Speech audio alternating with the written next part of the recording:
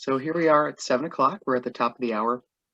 And good evening, everybody. My name is Heather McMeekin. I know everybody on this video currently knows who I am, but this does go to YouTube. So I am the president of the Democratic Women of McDonough County in McDonough County, Illinois.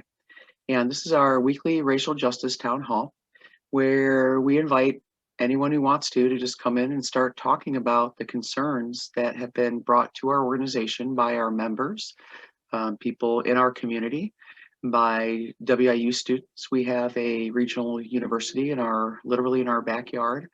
And we have a lot of students Black students in particular, who have spoken about the racial injustice and the targeting that they have been subjected to while attending school here, while visiting here. And quite a few of them have families still here. And so they would like to see things go better. And we certainly would like that as well. I'm going to put a content warning up at this time because the items that we talk about are traumatic, and a lot of them, the issues that we talk about, are almost always tied to, first, an actual complaint that put whatever this problem is literally on our radar, and made us want to begin to try to understand how that might have happened to them, how those things are going. And what we can do to try to fix the structures of government and public service that are just not working for them right now, and haven't ever been. So we're going to start off first with a discussion about our FOIA project. So one of the things that we found out early on was that a lot of us had assumptions about how our local government functioned, and we hadn't really looked at whether or not, though it's functioning the way that we expect it is, or that we assumed it was, and I count myself on that too. And so we started sending people to go into boards and committee meetings and just write down what they observed, try to decipher whether or not there appeared to be open, vibrant, representative democratic principles at work, public comments where people are free to share, absence of bullying, silencing, gaslighting, or other marginalizing tactics, and whether or not the people in those seats of power appear to be using their power in a way that we would expect good faith public servants to use the power of their office. And we discovered very early on that when people brought us complaints, and we were told, oh, well, normally you would take that to that agency. And then you'd find out, oh, that agency decided that they're not going to handle those complaints. Okay, so where do they go now? And it's such a runaround that we realize that our local government is very poorly functioning, and McDonough County is a very red county. And that means that Republicans have literally run things forever. And, there's benefits to that. And then there's some things that just aren't great about having one party being in control of everything, no matter which party that is. But one of the things that we did discover is that when people are friends and they all serve together, there's not necessarily a lot of pressure, push to do differently, because we as white Midwesterners have been culturally conditioned to believe that even asking questions is considered conflict or impolite. And we see that play out where if you aren't permitted or welcome or are berated or retaliated on for asking questions about how your government functions, that has a real negating effect for most people's willingness to continue challenging or even asking their local governmental officials to help them with problems. So we decided to start trying to understand. We went to a lot of city council meetings, went to some county board meetings, sent in people to go to a lot of boards and commissions just to observe. And we discovered that these problems are pretty universal, they're pervasive, and when they say that structural racism really is about the structures, they mean it, because what happens is you get a good faith public servant is appointed to a board or commission, and they are conditioned to behave in a way that that board, and taught that the way that the board functions by the people in power already there. But the problem is, if the people in power have been taught by those who maybe have a lot of class bias or implicit bias or flat out racism, misogyny, they use silencing tactics, and they don't even, a lot of them don't even realize it, then you're really left with kind of this, what do you do to change that? If you're the new person on the board, how do you begin to get the board to start functioning more openly, or more transparently, or maybe have a few more policies or procedures? So and after they changed the public comment at City Council, and we realized that we weren't getting anywhere with direct appeals, just asking for discussions, they wouldn't put us on agendas anywhere. Then we went back and talked to a lot of our mentors, or a lot of our helpers from afar, some legislators, some ACLU of Illinois has been immensely helpful, and we are extremely grateful for them. People who are in the Southern Poverty Law Center told us, right now you don't have anything we can even really report, because you don't even have a functioning government. In many ways, because if a problem happens, let's take an example of a hate crime that had just recently happened here. That person was investigated and was put into jail, but the local paper wasn't able to report on it, because the people who it happened to, for whatever reason, and often there's very legitimate reasons why they wouldn't want to go on the record about that, but without having enough journalists in the area who could take that on and tell that story, the public didn't know. And when I say that, I mean the white public, right? Because our Black community knew, and so all that trauma that just happened to them is pretty much invisible to most of us white people with white privilege. You can just ignore this stuff, and that's okay. That people don't have the passion or the wherewithal, or the privilege to be able to put these structures together in a way that help us understand how these things happen. But the real effect of that is that our Black community knows a hate crime happened here, knows our police and our city hid it for the good of the community. And this idea that the community is who defines what is for the good of the community? Because if it's at the expense of racial trauma being incurred for our most marginalized and least represented members, maybe that's really not all that good, or maybe we need to redefine what we think of as good. So we started filing FOIAs, just looking for emails after our first FOIA project into the Macomb PD, which we got back examples of people employed by our tax dollars using the email system in ways that would get us fired if we did that at WIU. And some of it was just blatantly racist, and a lot of it was just inaccurate, and I won't get into all that, but so we realized that FOIAs really are important.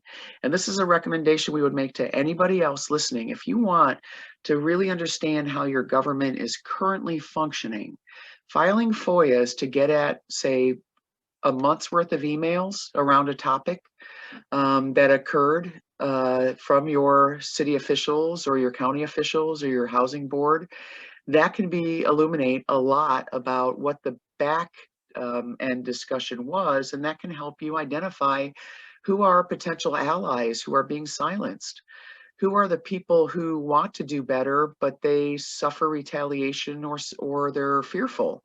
And then you can even identify people who really shouldn't have power at all, who have just, for whatever reason, not been acting forthright with transparency and as good faith public servants. Versus, and that's the least amount of people. Really, a lot of it is people who just haven't had a lot of training, nor being in our area have they ever seen boards or committees truly behaving in a way that is good, vibrant democracy. So we have multiple complaints about housing here, the housing authority. We have complaints that they will call in anonymous, somebody calls in anonymous complaints to get Black men put on the list where they're excluded from ever being able to be on the property. And a lot of times they claim, they've been telling us that, and we believe it after witnessing a lot of this in our community, that people calling in will just give an assumption of criminality, and a lot of these folks have just been visiting their loved ones. We have one gentleman who was just sitting in the rocking chair on his grandmother's porch waiting for her nap to be over, and was thrown down spread-eagled and with guns drawn. And this was brought to us by white people concerned about that, because they saw that and they were shocked that this happened in their community. And that man had no recourse. He tried to put in a complaint. The police basically treated him like they treated us when we put in a complaint. And what do you do with that? So we wanted to file FOIAs. Other complaints that we had about housing were that the executive director would take forever to get back to people, and we wanted to see, what's going on. Is there an email problem? Is there a tech issue? Is it, a knowledge issue? And we understand tech issues. That kind of stuff happens, but. And we also heard that housing vouchers were being denied for Black folks when white folks who would have if the criteria was X, white folks who have X plus Y were getting vouchers when Black folks were not. So we decided to file some FOIAs, and now I'm going to pass it off to Sam, because thankfully one of our partners in the Racial Justice Coalition is the Social Justice Coalition of Mason County, of which Sam is their president and founder. So go ahead, Sam, and let us know how that went. Oh, you got on mute, sorry. Yeah, I got it.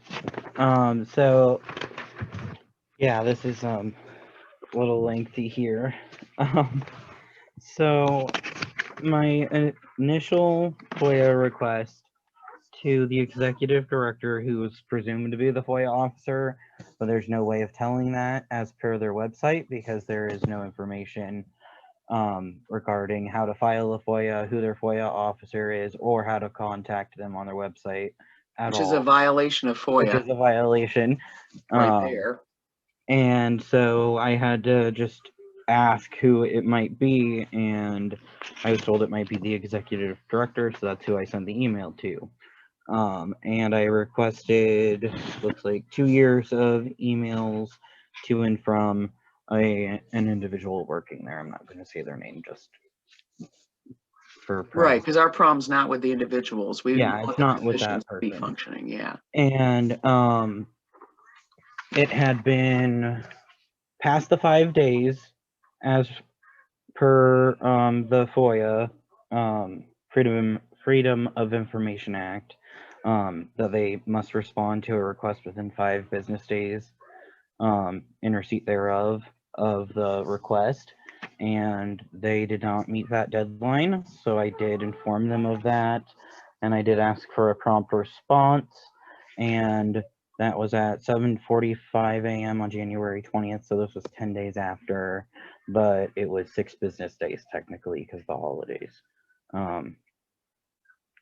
And I'll jump in real quick, because when I realized that the executive director had violated the FOIA, and I was thinking, well, we have these complaints that she never checks her email or doesn't do it often enough to get back to people in a timely manner. So I contacted one of the board members who oversees that, and she contacted the executive director and told her, check your email, and then you got a response. Sorry. That's it. Yeah. And so then she responded at 3:08 p.m. that afternoon. So it was presumably after you had made that call, right? Mm-hmm. Yeah. Okay. I made that on my lunch hour. She said, I am in receipt of your FOIA request. Given the large amount of information you are requesting, I have forwarded it to the Housing Authority attorney. He will respond to your request as quickly as he is able. As quickly as he is able, FOIA statutes require an actual timeline. And if he did need to have extra time, he would have had to have requested that. So that's another violation. Yeah, it is. To which I responded that it was a clear violation of the Freedom of Information Act. And then they responded with a denial letter saying that my request would undoubtedly contain private information not only related to the individual in question, but records and information of residents of the Housing Authority of McDonough County, which would cause an unwarranted invasion of personal privacy. This is something they can redact. Mhm. So And that's also another violation, isn't it? Because if this is interesting, if they do not get back to you when you request a FOIA within 5 business days, then what's the penalty for that, Sam? I believe it is anywhere from a $2,500 to $5,000 fine, and that is to the governing body itself, not to the individual. But you can pursue them in court, I believe. Which would have to be your state's attorney, or you could get the public access counselor at the Illinois Attorney General to please take a look at it. But the other thing of that is if they miss that deadline, they're obligated to just give you the information. They can redact things for HIPAA, FOIA, HIPAA, FERPA, personal information. They have to have a legit reason for redacting, but they can't charge you and they just have to give you all the information. Yep. In the event that a public body fails to respond within the 5 business days, it cannot charge for reproduction costs at a later time or treat the request as unduly burdensome, which is the only actual legal excuse they used in their denial letter. So that did get sent to the public access counselor at the Illinois AG, and they have a lovely 8-page document. And it should be noted that this executive director of our housing was just forced to step down from her position as a sitting city council person on the Macomb City Council.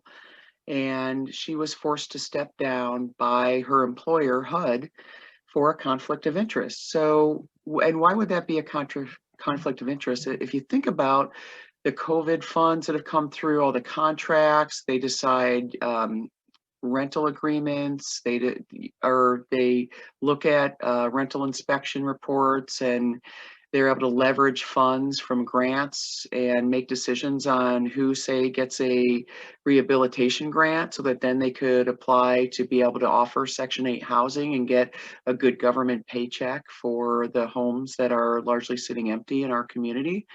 And so a person in that position has the ability, well, first off, that's an appearance of breach of ethics, right? Of conflict of interest. I'm sorry.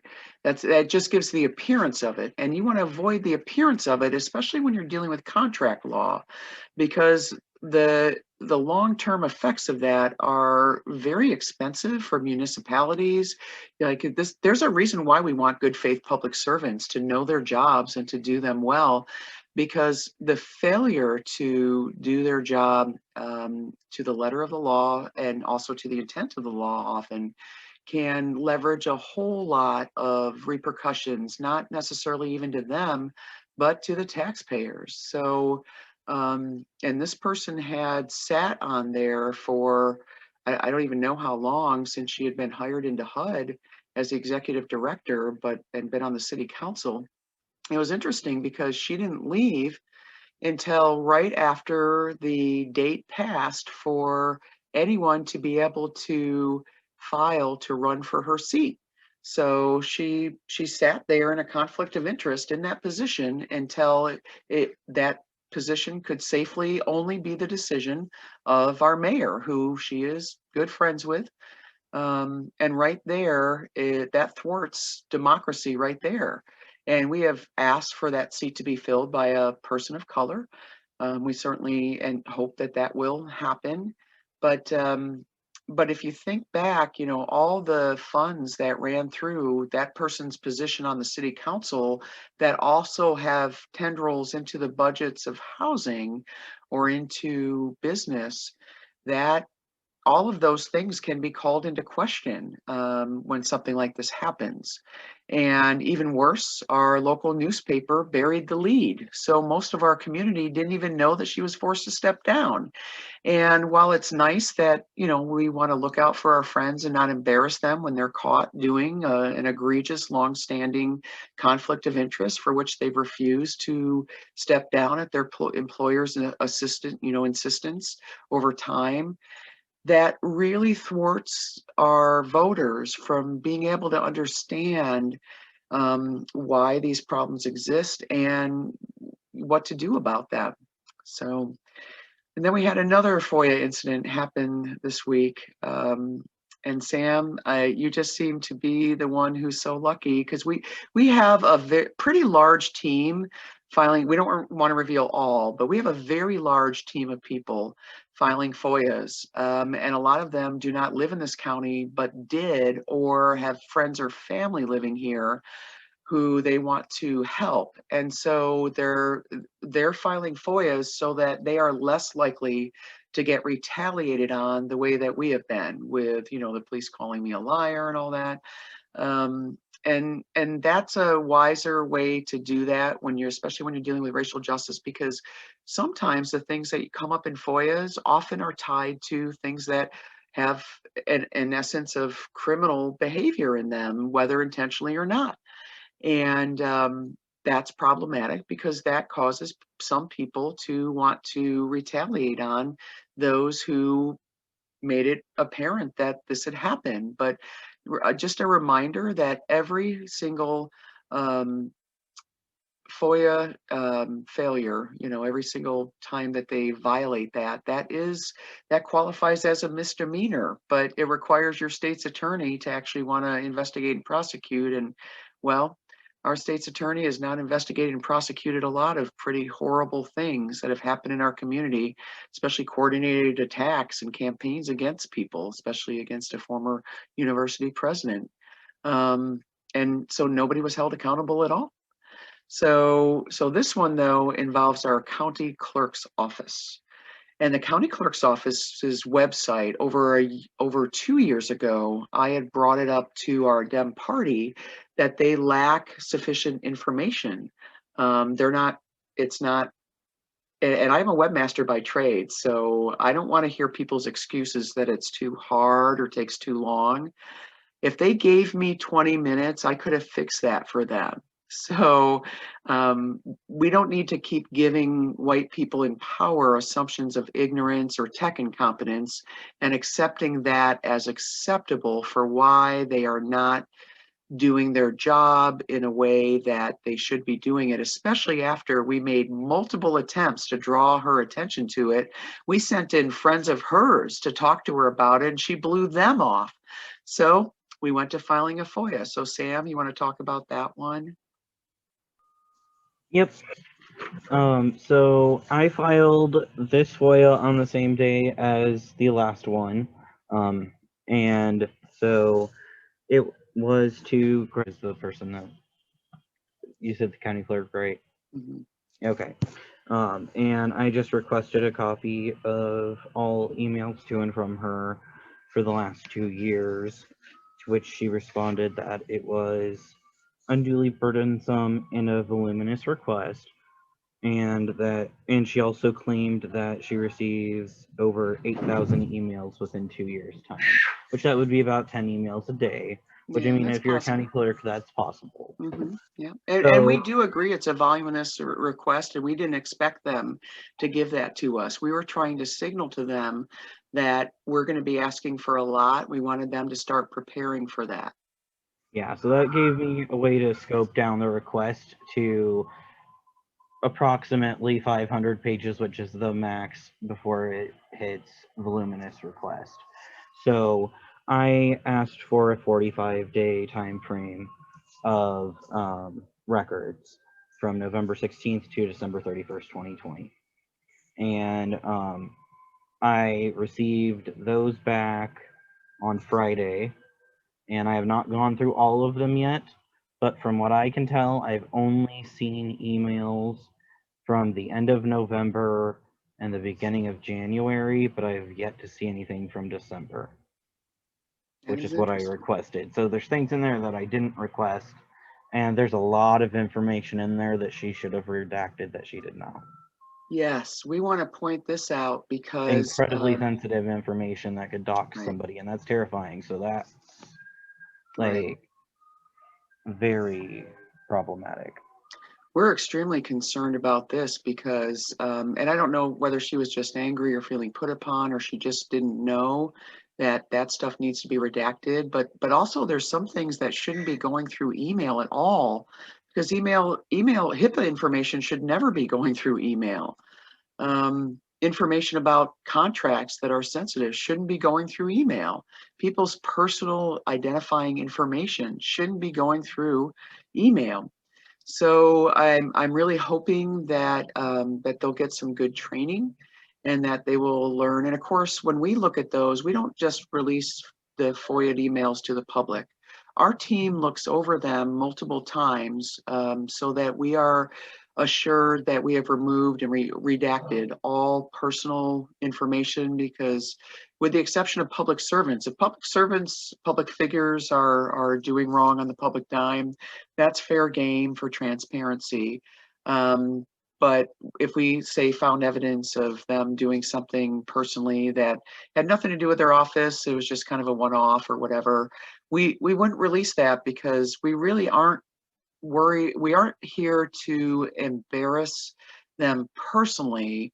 We are there to illuminate how the functioning of their office is going based on complaints that we have received about that office. So, and we have always sent people in first, people who are friends with them, to try to talk to them about it nicely. But a lot of what we found is even their friends don't get anywhere when they're like, hey, you're actually violating the law here. You should do something about that. Oh, no one looks at that stuff.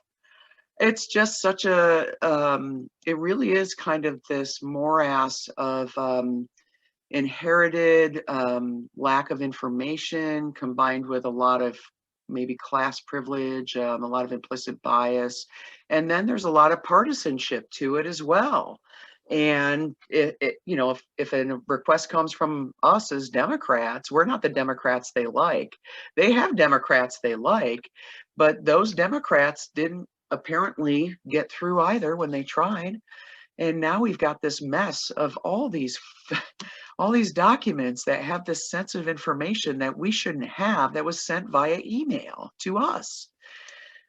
That shouldn't be happening. So there's a lot of training and structures we need to fix in this, and the privacy issues alone are extremely concerning to me. I work professionally as a civil servant webmaster. I can't even imagine a circumstance where some of that stuff would ever be deemed appropriate to be put through public email, or it could even be FOIA'd. And every one of us, that could happen to any of us. Any of our information could be shared that way by someone who doesn't realize that it shouldn't be. So these are yet more discussions. So anything else you'd like to add, Sam? A lot of those emails that did have that sensitive information did have CCs on them to other people in the government. Yes. And a lot of it not even knowing why they were CC'd. And also, I remember seeing something, she got something from the FBI at one point, but I don't remember exactly what it was. It was something about Russian agents or something. Yeah, well, and that's more of the sort of the Russian right wing going, really trolling Christian nationalists to keep being pulled further and further right into white nationalism, because they know that that's a weaponizable mindset. It's a very rigid one that only needs some nice people surrounding them to say, well, we also think this. What do you think of that? And Yeah, there is some right-wing newsletters, kind of, like, sort of right-leaning newsletters in there. Yeah. Some spam emails, a lot of duplicates, a lot of information on what the money is being spent on, I guess, For COVID. with like the cures and yeah, we're going to CARES Act. recommend to every single coalition member in your county, you should be FOIAing where those about messages about COVID funding. What we found was that our county clerk actually gave back funding, but it wasn't used in service to our community in ways that it could have been. And that's not to say that they have to do it that way. But we saw actually quite a bit of messages about how to use the COVID funding to buy enforcement tools for law enforcement instead of providing things like housing vouchers or rental assistance or PPE for retail workers. Like there were thousands of dollars that she gave back after after buying equipment for the election, but some of that money was COVID money that could have also been used to help, bridge the gap, get more signs to let people know about the election, put more ads in about how to vote safely. There's just not a lot of creativity.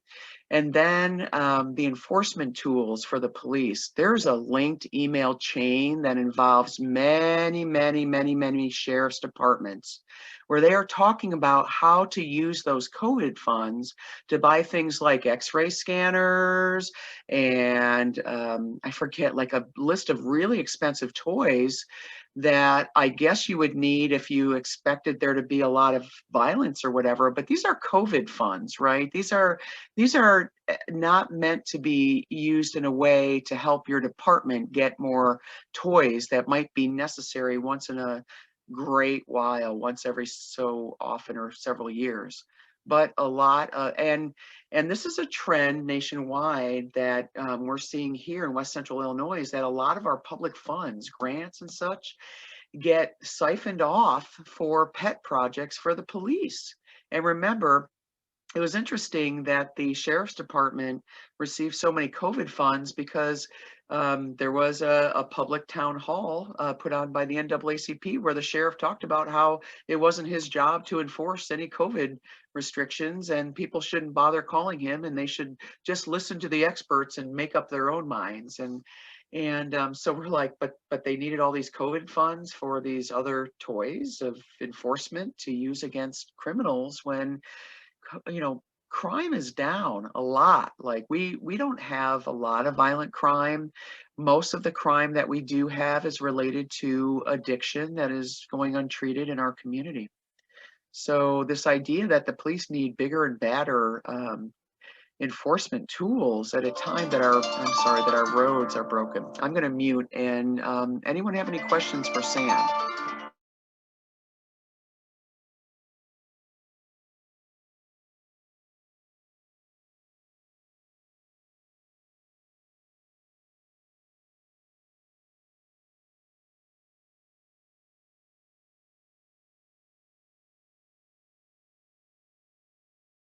Yeah, how many of the FOIAs ended up rejected? 1 out of 3 that I've sent. So far, I'm still waiting to hear back from Lisa Scalf about county board. But we would expect those because we filed a very voluminous request. Essie's trying to get in, so I'm going to be busy with her for a few minutes. So just keep the discussion going. Yeah, so going to that FOIA request, because I actually didn't cover that one. Check this stuff out right here. I printed it out because it's just easier. Okay, so what I had originally requested was 2 years worth of emails from Tammy Lee Brent Edwards. And they said it was unduly burdensome and voluminous, which I can see that. So I scaled it down to just 1 month, which I thought would be very difficult for them to turn down. So I just asked it to be amended to December 1st through the 31st of 2020.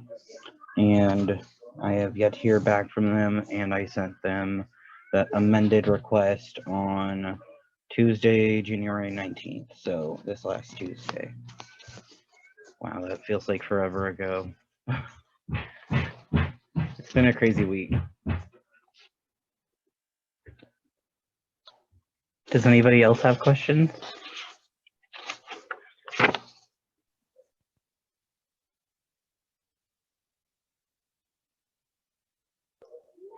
I can't hear you, Liz. I'm sorry.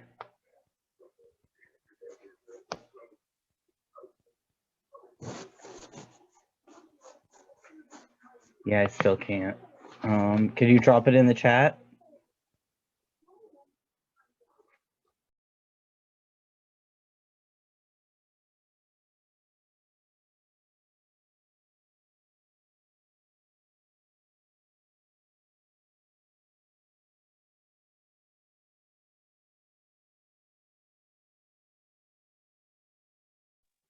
I'm so sorry. We're having trouble with Essie's having trouble getting in. Zoom is not prompting her for the meeting ID. And I don't know why. And ugh, that is an issue.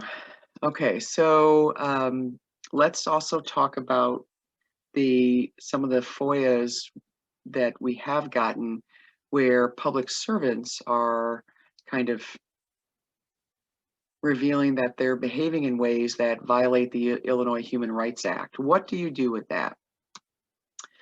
You can file a complaint with the Illinois Human Rights Commission, and you can file on behalf of an org as well, I believe.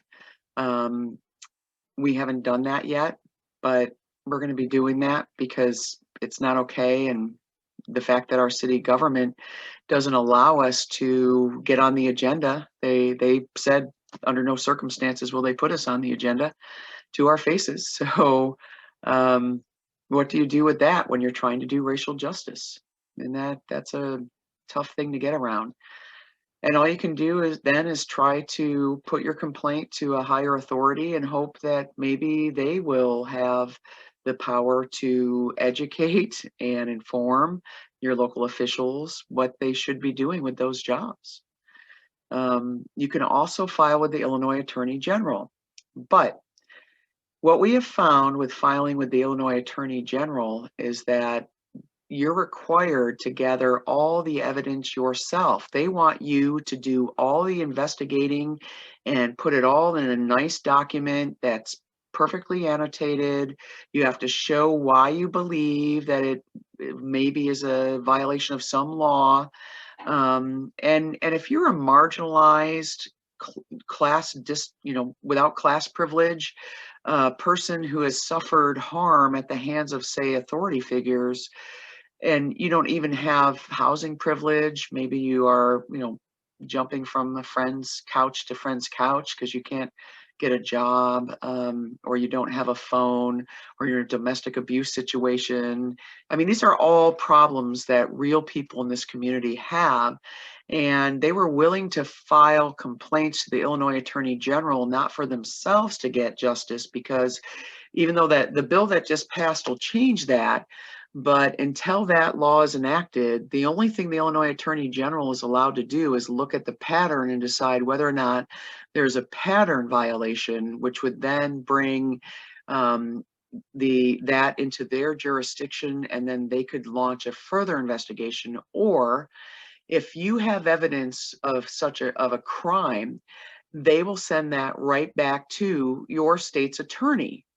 Well, we have a clear evidence that there is a back channel that took our complaints right from, that might be Essie trying to get in here, right from the Illinois Attorney General, and sent that, told the state's attorney, yay, okay. Let me finish this last thing, then I'm going to turn it over to Dr. Essie Rutledge. So that pattern showed that our complaints that we filed on behalf of these extremely vulnerable, disenfranchised people went from the Illinois Attorney General's office to the state's attorney, who they've already had problems with, right to our police chief, who then went right to, or sent an email to the mayor, the city administrator, who serves as the affirmative action officer, who didn't help these people already, and the city attorney. So sent it right back to the people who failed them, and worse, because some of our complaints are about our chief, they revealed those complaints to the chief, and he started calling me a liar and telling writing emails. And anyway, that's, so you can see where if you're a marginalized person, what do you do? What do you do? So, but now I'd like to introduce Dr. Essie Rutledge, faculty emerita from Western Illinois University, and a sociologist, civil rights hero. I knew that you were going to cut me off, but I was going to try to get in as much as I could. So go ahead, Dr. Rutledge, who is going to teach us about what people can do personally to try to advocate for themselves and to try to marshal what functioning structures there are. So go ahead, Dr. Rutledge. Well, hello, everyone. I am going to tell you some of the things that I have experienced so that you will know that what you are doing certainly is for the benefit of people who don't know. One of the things you have been able to do is to gather facts, gather information about what has happened to people, oppressed people, Black and brown people. And in order for us to ever be able to solve this racial divide, and I know it won't be in my lifetime and probably won't be in yours, but we must keep hopeful, if not optimistic, because without persistence, hammering away, people are not going to give up on their doing things which will interfere with their privilege. And I would hope and do believe that all of you must know that you have white privilege. Those that are white have white privilege. But what you also need to know about that is the white privilege is not something that you work for. It was something that was given to you. And so it prevents you from encountering and experiencing things that, people of color tend to have to experience. So you can avoid that, and therefore you know less about it than those who really have had to experience a lot of the injustice. I came to this community in 1976, and I came here as chair of the African American Studies Department at Western. And when my family got here, my husband and my son and I, we didn't know anybody. And all of our interaction tended to be with white people. But that wasn't, anything that was new either, because we came here from Michigan. And my first job in Michigan was I taught at a community college. And when I got there, I found the same kind of racism that I found in my home state, in my hometown, St. Petersburg, Florida. And so it wasn't anything new. And really, in order for you to be able to counter much of the racial injustices that people of color have to encounter. You got to prepare yourself and not allow yourself to succumb to all the negative things that people may do and say. And that is not easy, and that is one of the things I would like for you to be aware of, that, you know, you have Black people, people of color, who experience injustice, and they don't know what to do about it. And if you come to a town like Macomb, where the majority of the people are white, you don't know who to go to. If you come here to go to the university, it is the university's responsibility to really see to it that if you experience injustice, that that they have some type of program at the university that will provide you with the information and take you through things that happen at the university. And that has been through affirmative action. But it's affirmative action at the university is for the students and the faculty workers there. So you don't get, you know, if something happens to you in the community, you may not have, you probably would not know of anybody who would be able to, who would help you.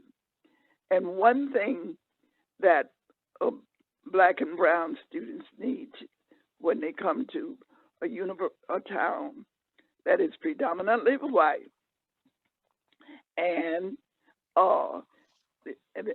you don't know anybody unless there is somebody there who might be concerned about you, might mentor you and help you, therefore, through some of the difficulties. But, you know, the students coming from, and let me say this, the majority of students, African-American Black students at Western and that have been at Western, the majority of them came from the Chicago area or the St. Louis area. And they don't know anyone that they can go to. And then if they do not have, you know, somebody who looks like them, who is, you know, who tend to challenge injustices because they are trying to challenge those that relate to them, it might be difficult. And one of the things that I have, you know, told students and people of color that I know, you need to try to find somebody who will be willing to take you to support you in finding sources that might be available that you can use to challenge some of the injustices that, you know, they receive. So, and it might look as if sometimes you might get discouraged and say, well, you know, we are out here as white people trying to help Black people and brown people, and we don't see too many of them. Well, I would really encourage you very strongly to reach out to people of color. And this is what your committee has been about. It has been the most effective in challenging the things that have happened in Macomb since I've been here. It's done more than any other group. Now, I have been a part of several small groups, and we've had successes. But because that few that was there, and that few were white people as well as black people. But because they were persistent, insistent on things, on the injustices being addressed, we were able to make progress. And one thing that we achieved, and that was the Equal Opportunity Fair Housing Commission. Now, let me show you what happened here. And things can be done. You don't need to have, thousands of people that are working on something. It's good to have, because most people will be followers. And if you are a successful, good leader and get people to follow, because you can't do, the leader cannot do all of it by him or herself. But if you have some of those people who will, will follow, they are concerned, but they don't know what to do, but they can learn about strategies you use in dealing with them, and that becomes helpful.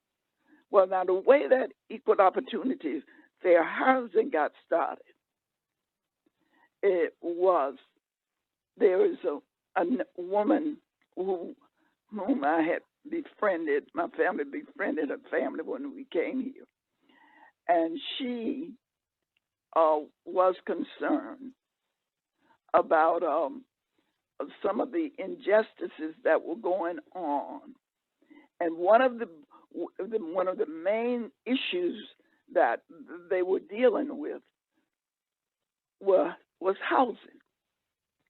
But there were people who had reported to her the injustices that they had experienced. So what happened was, there were three of us, and she and there was a man who was a member of the Magruder family.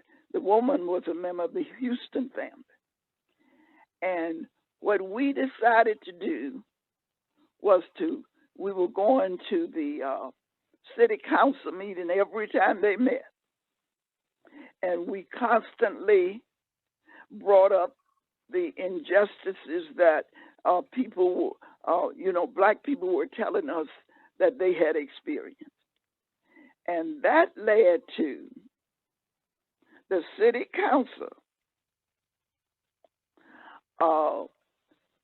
requesting the city attorney to come up with an ordinance that would provide some directions and some ways of which people could report complaints. And they asked that I would work with him. Well, he did it. He got it. He sought out information from people from other cities in terms of things they had been doing. And so we came up with this ordinance that established the Equal Opportunity Fair Housing Commission. And it worked well.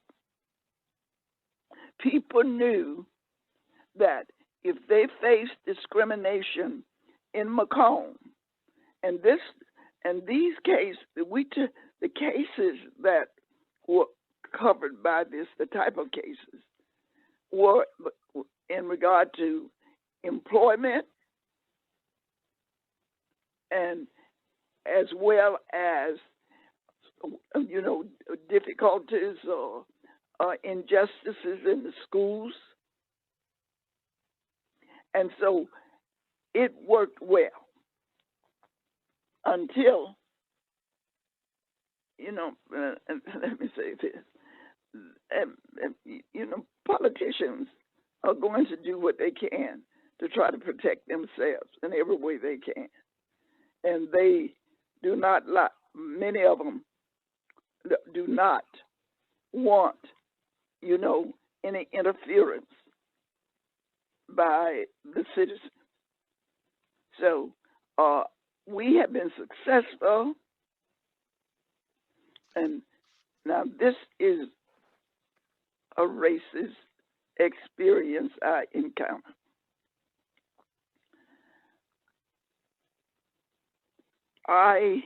We had a case brought to us from a person who worked in a nursing home.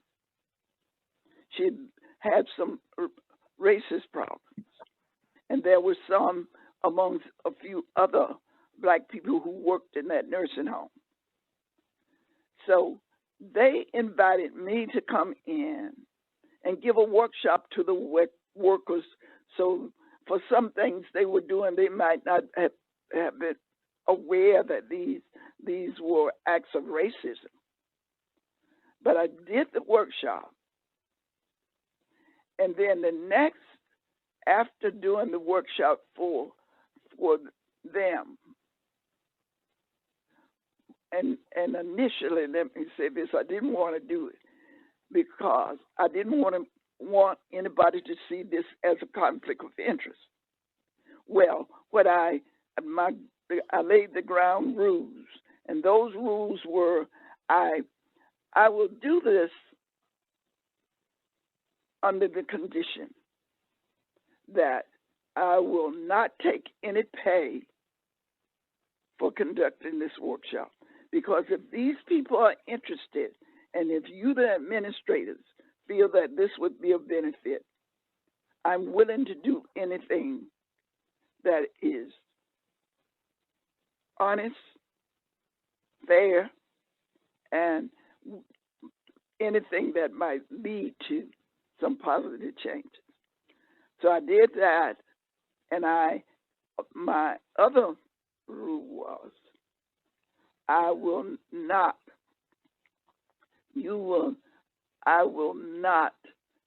do this as a member of the commission.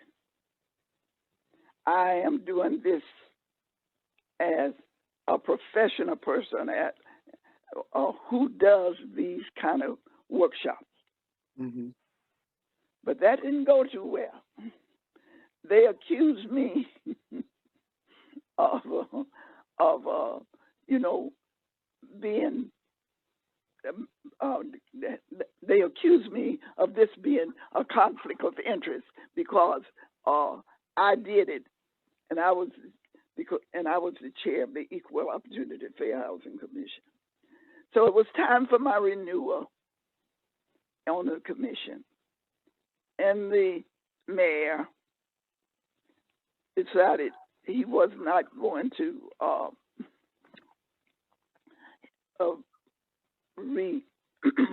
I'm sorry. That was Mayor Mick Whistlet, correct? And he was not going to have me re-elected or reappointed because he didn't think I had done fair to this owner of the nursing home, and that owner of that nursing home was his friend. So that ended that. And the Equal Opportunity Fair Housing Commission has almost vanished. Mm-hmm. It has not been operative. So that was the main governmental unit that was doing things to challenge injustices where they existed. And they went well. We had hearings. For most of our cases, we were able to have the two parties come together and compromise and come up with a solution. But then there are other things that I have encountered, experienced here, and they are the kind of injustices that most Black people have faced here. And the police department has always been the main part of the city that has had people to complain about. On that Equal Opportunity and Fair Housing Commission, and I want to point out to everybody, after they, and that was Mayor Mick Whistler, correct, Dr. Rutledge? Yeah. So Yeah, after they pushed Dr. Rutledge off of the one committee in the city that was tasked with and empowered to conduct investigations into broad allegations of discrimination in housing, vendor contracts, policing, education, they replaced her with a local news reporter who was being also paid to report on that. And he put in a story basically implying that there was some wrongdoing on Dr. Rutledge's part in his story, even though there wasn't. And then I believe it was then Mike Inman was alternate. No. Who put in the investigation with the state? No. Let me say, the reporter did not do that. That wasn't the reporter. Oh, that wasn't who we're saying. That was strict the mayor, and the mayor appointed two people to investigate what I had done. Mm-hmm. And that was Inman and Dorset. And then you were cleared of any wrongdoing, and of course you were. No, they never did. They didn't clear. I thought you had told me that you did receive word afterwards that you didn't know there was an investigation until you received a letter. No, I didn't know. They did not make me aware of any kind of investigation. So how did you become aware of it? I became aware of it when I got a letter from the mayor saying that I was no longer the chair of the commission.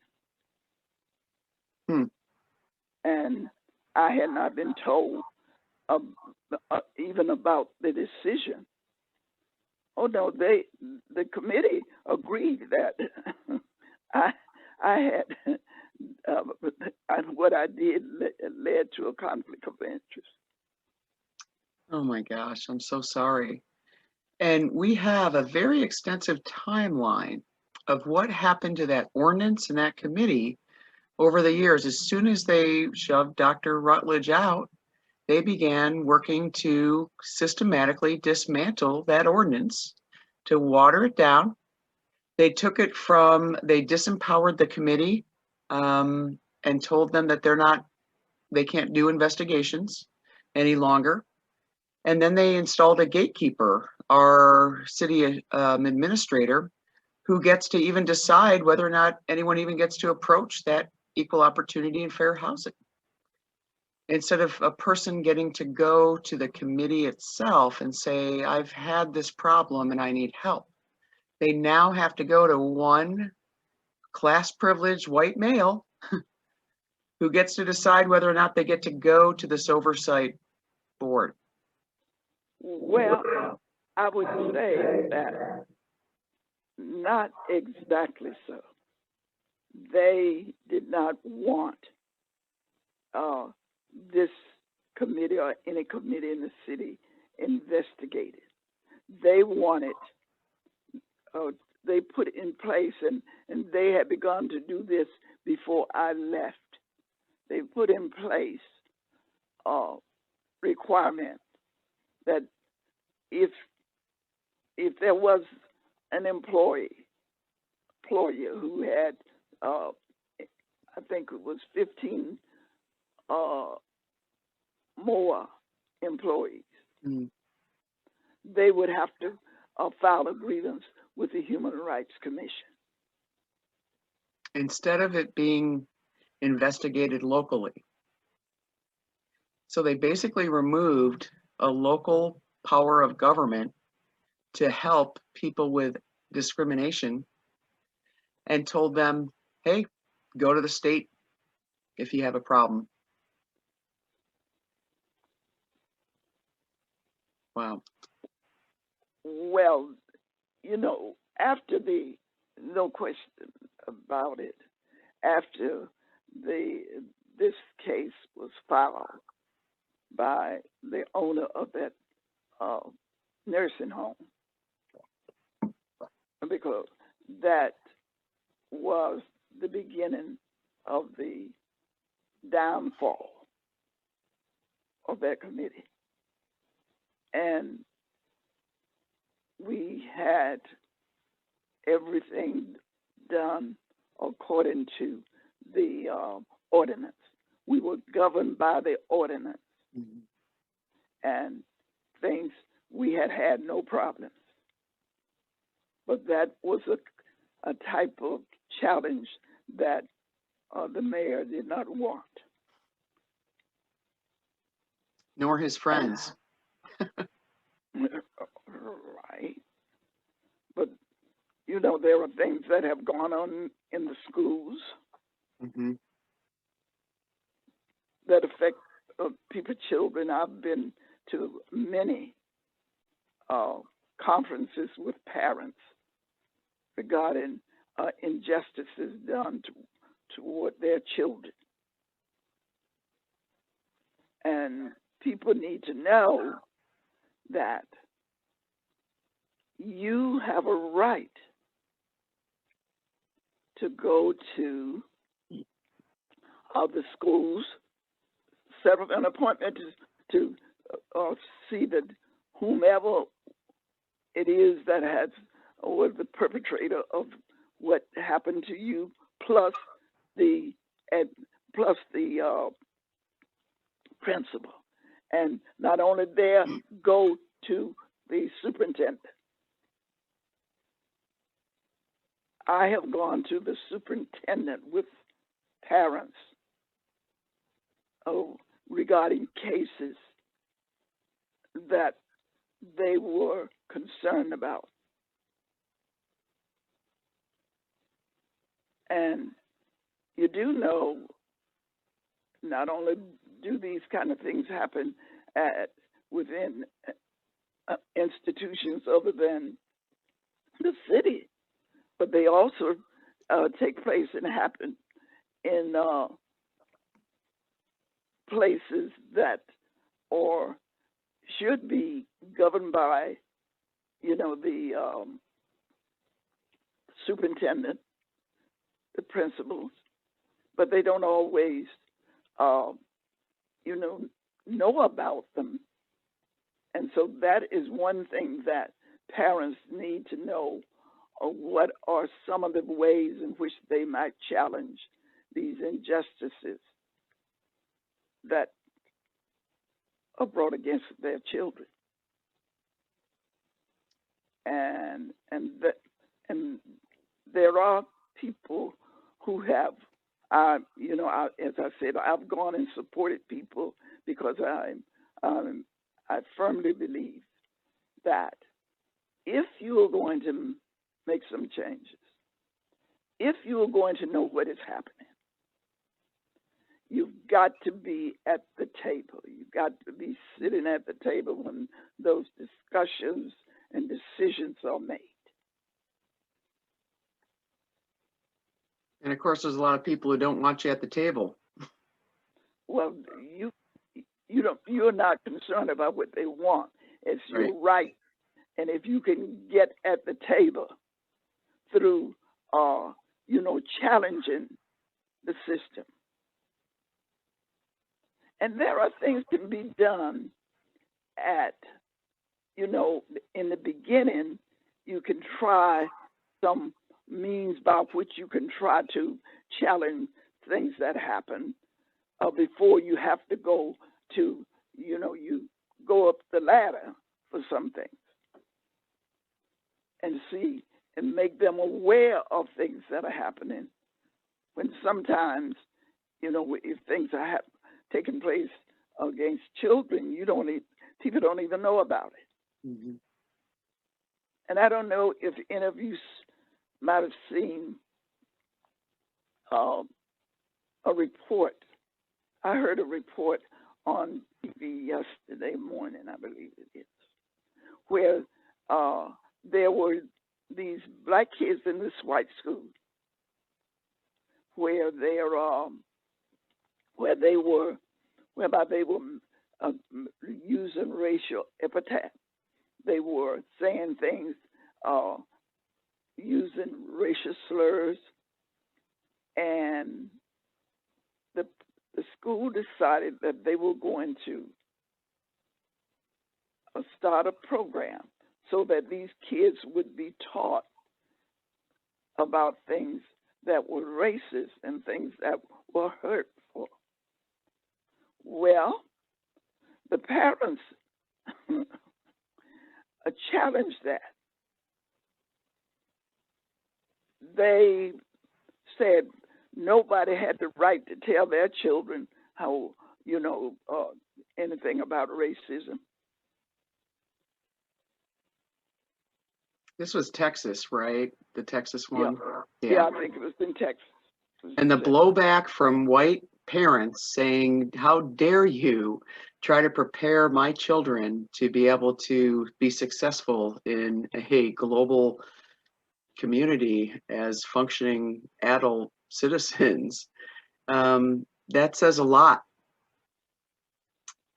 Wow. Well, but the point is, they haven't seen, the parents haven't been doing that.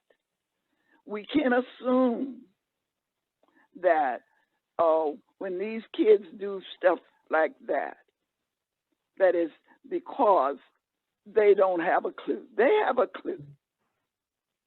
But if their parents are encouraging it, and we need to be very clear, children don't learn all of this stuff from their parents.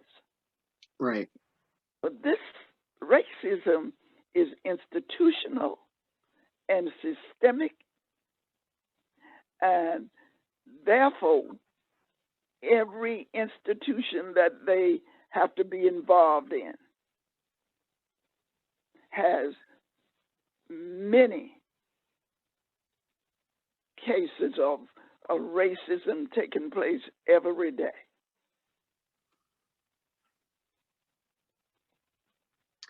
So one of the complaints that we took, a frequent one that we hear, is that Black children's IEPs are not being adhered to. How would you recommend those parents approach that problem? That the children's what? Their individual educational plan that is supposed to be designed by their teacher, but also their therapist and their doctor and the parents. And it's supposed to be individualized to help them with their learning style be the most successful. No, that is what you're speaking of is plans for those kids they put in special ed. That's not everybody. I'm pretty sure that not everyone who's in special ed, they're more broadly used IEPs, haven't they, over the last several years to help with things like mental illness or trauma? But Heather, what I'm suggesting to you, and I know a lot about this because I had a student, and she was just phenomenal. She's out in Nevada now. That woman had a son and a nephew that she was rearing, who were a part of a special ed program. And she knew all the laws and everything related. Those are given to kids who have been are placed in,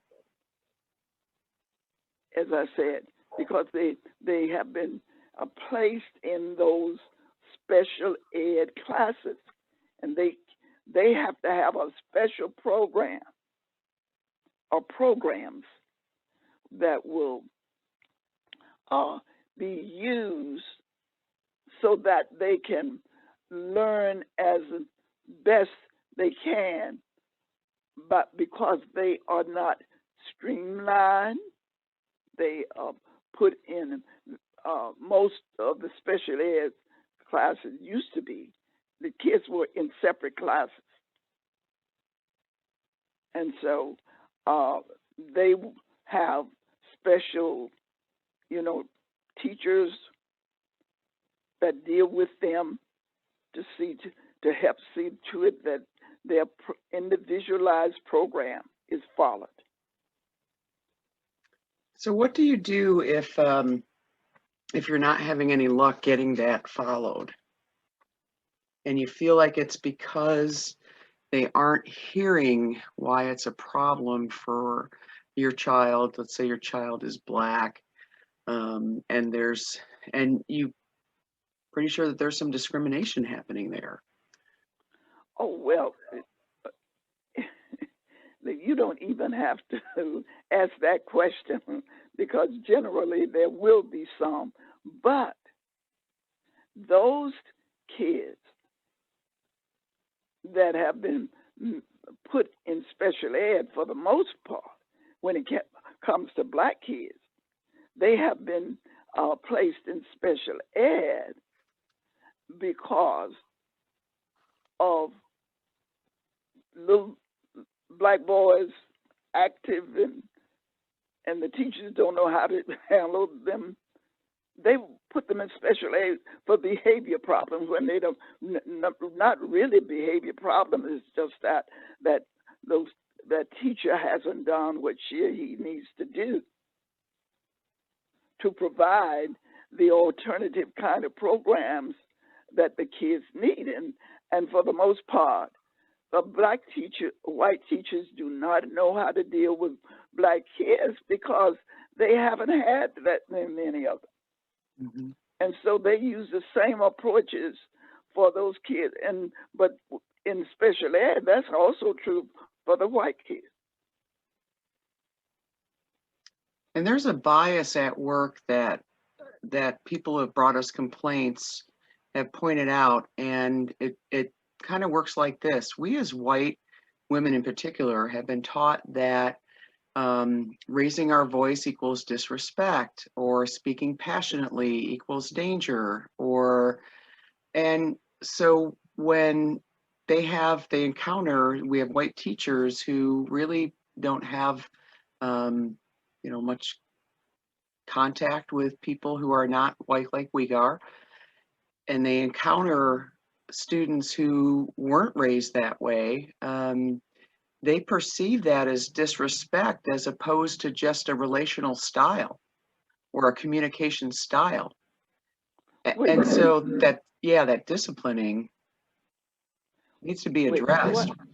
Go ahead. What is the style now that? Well, so we're finding that Black youth are being disciplined for just expressing themselves normally, but they're expressing themselves normally to, say, a white teacher who was raised to believe that you speak quietly and respectfully, and you really only present it in this acceptable way, otherwise it's perceived as disrespect or acting out, when it's really just a different way of communicating than we're used to. But because we reinforce that bias by hanging out with other white people who believe that and think like us, then when we're around people who weren't raised with that really kind of rigid expectation of communication, it's perceived as being, the children are being disrespectful or angry or whatever. And just all these labels are put up there that just do not match out anything, match out the facts that we know about these kids when we talk to other teachers who have worked on that implicit bias. that's a tough one to get around. How do we, and that's part of what we're doing, is trying to help other white people understand it is okay for people to speak to us passionately. That doesn't mean they're disrespecting us, right? Yeah, but I would be careful about saying that, because the problems with kids, black kids in white schools, it is not the reported and the research evidence does not show that it's because they're speaking passionately. It's that for the most part, kids that are placed in special ed, and especially little black boys, because they are playful and the teachers don't know how to provide the kind of alternative teaching that would get their interest. They are kind of left alone, and they don't act. Some of them, and this is not all the kids, but there will always be some reasons given to justify why these kids are treated differently or put in special ed, because more black kids are in special ed, more black kids are suspended than white kids. And that is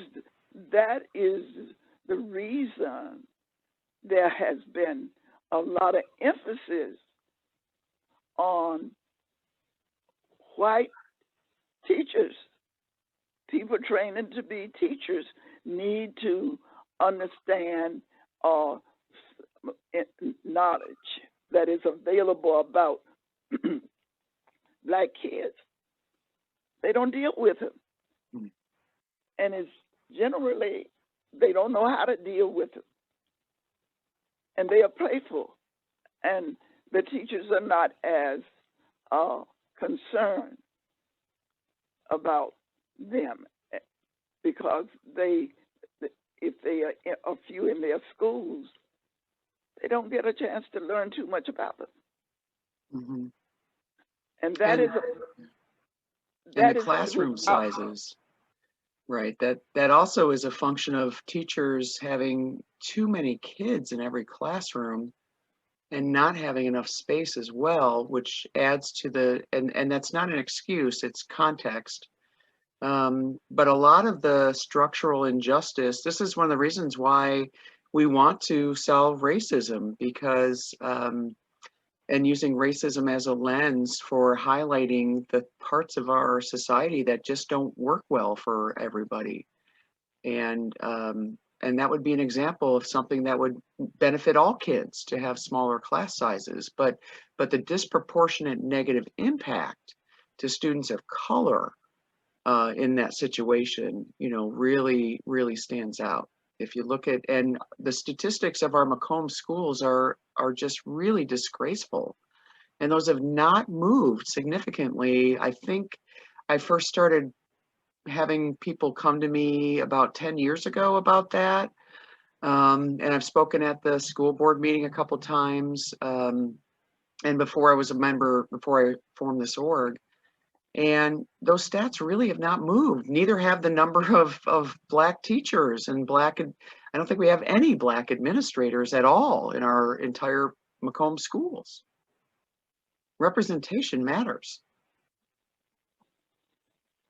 Well, I know about schools, and I know about what research evidence has shown with regard to disparities, and it is not a problem for the most part of the classrooms being overcrowded. That it takes place in communities that are black, where you have the schools are predominantly black. And that's, you got schools in the Chicago area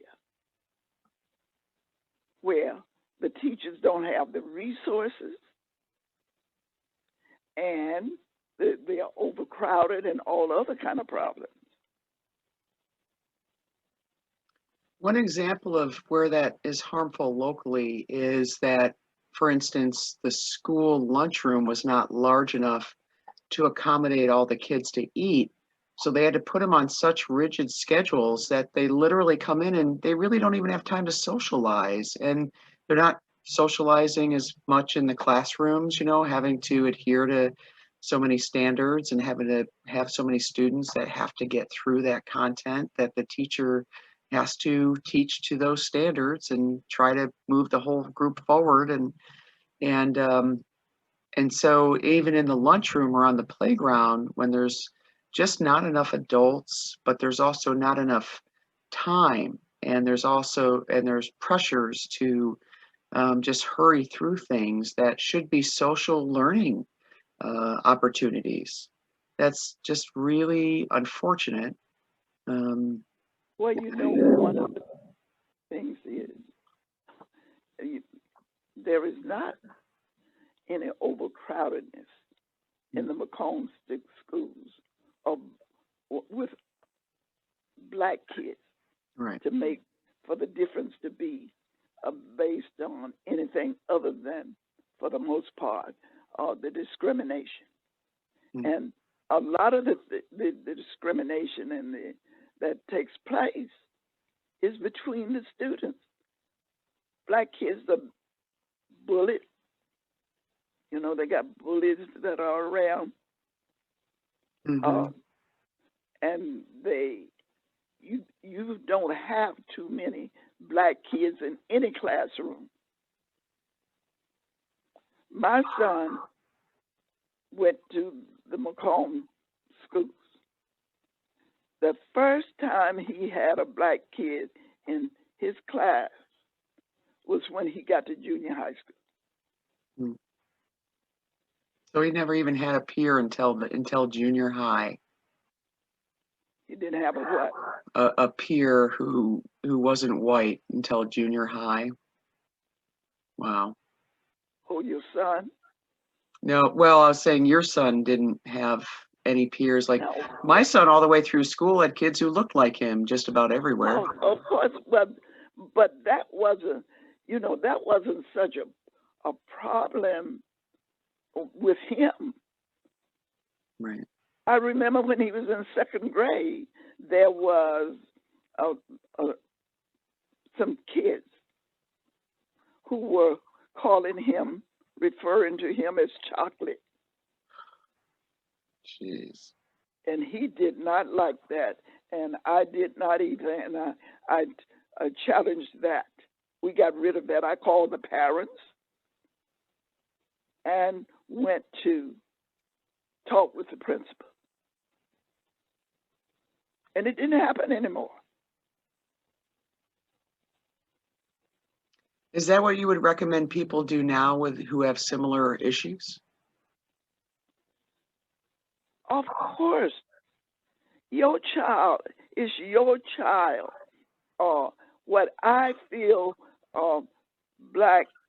some black parents need are some allies who will go with them to present these issues that these kids are faced with. Because when it comes to, we know the education system, people who don't have college degrees might be very reluctant to go into a school to challenge the teacher about anything or the principal about anything that they've done to your kids.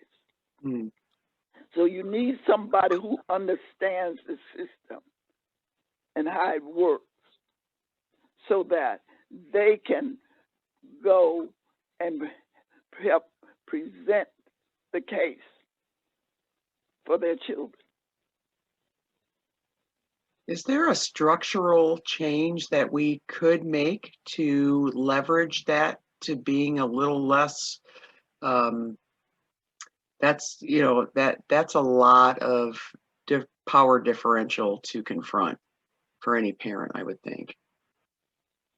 But I can't think of what a structural change might be that might help that, other than getting good white allies to help. But And well, I don't know that people have necessarily had a real problem in going to the schools talking to people. But because I think most of them, if they go to the schools to, you know, to discuss the problems their kids might be having, somebody goes with them who might understand how the system works better than they understand. we took a few complaints of mothers who said that when they went in to try to discuss things with the school administration basically said to them, your daughter is a behavioral problem. That's my point I was making to Yeah. you about that they are often labeled as being having behavior problems. Yes. And these are just kids who were subjected to racist bullying, and because they stood up for themselves in defense, they were labeled a behavioral problem, and nothing happened that we can tell at all to the children who were doing the bullying. And these aren't kids who, you know, just were violent or anything else. They just leave me alone and push people away after multiple cases of bullying. So I would hope my kid would stand up for themselves, but then white children are not disciplined for standing up for themselves the way that black children are. Well, you know, but Heather, one of the things that has to take place is for us to take the step that would lead us to that school first, so that we have a basis for the complaint that we are taking to the school. If we start at the top, we are likely to get nothing done. Mm-hmm. Does anyone have any questions for Dr. Rutledge about, or any concerns about how to help a situation that you've heard about, or how to handle something?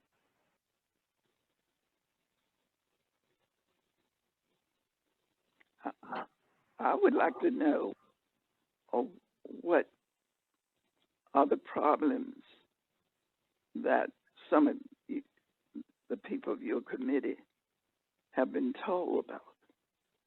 What are the problems that they are being confronted? So we're still getting complaints that,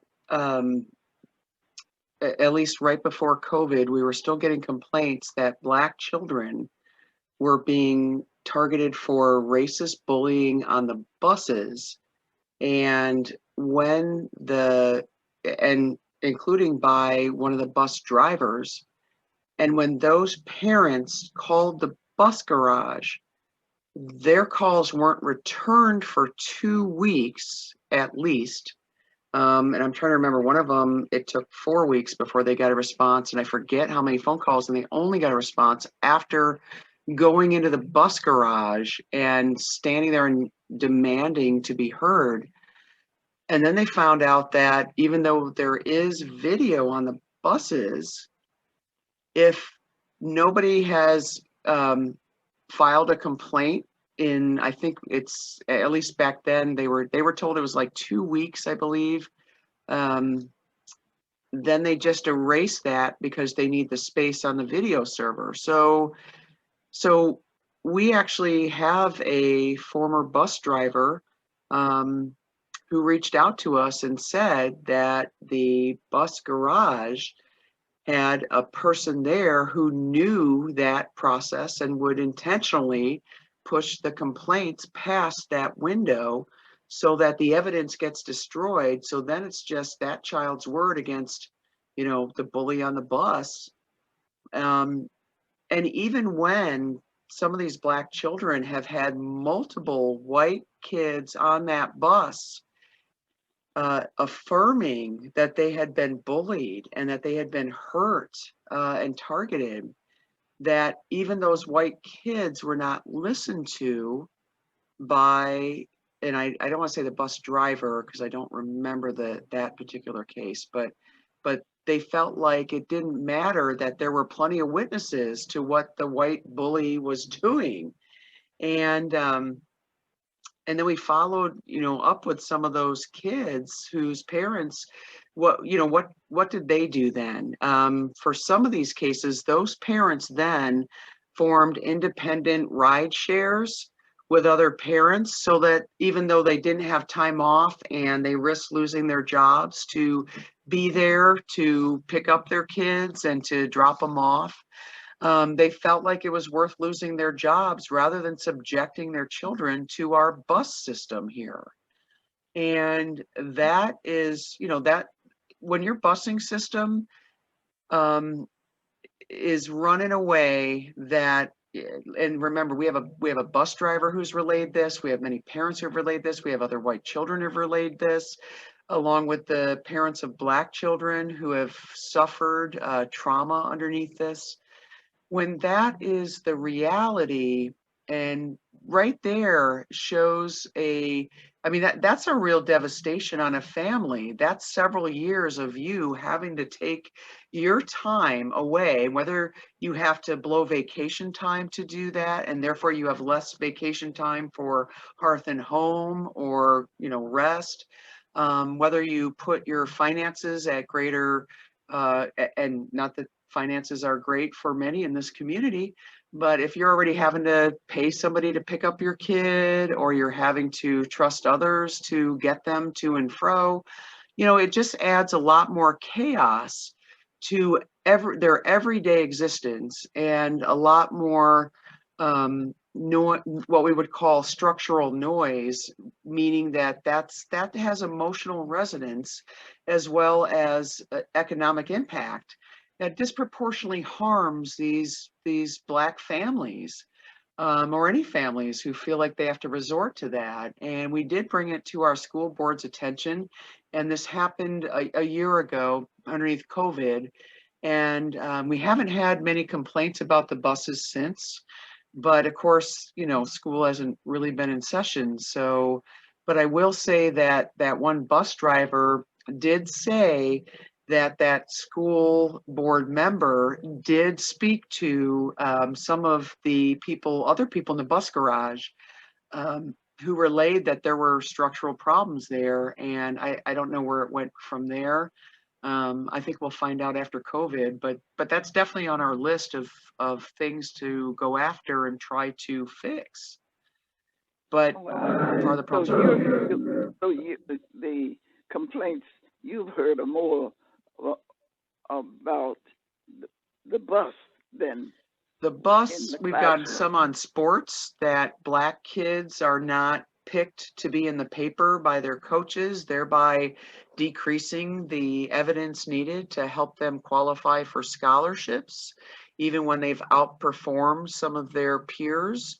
And that's probably, more like an implicit bias at work, that Black children are not offered more differentiation in their education, especially when they are often at the high performing end, and yet they're not offered the same flexibility in their education to keep them interested in content.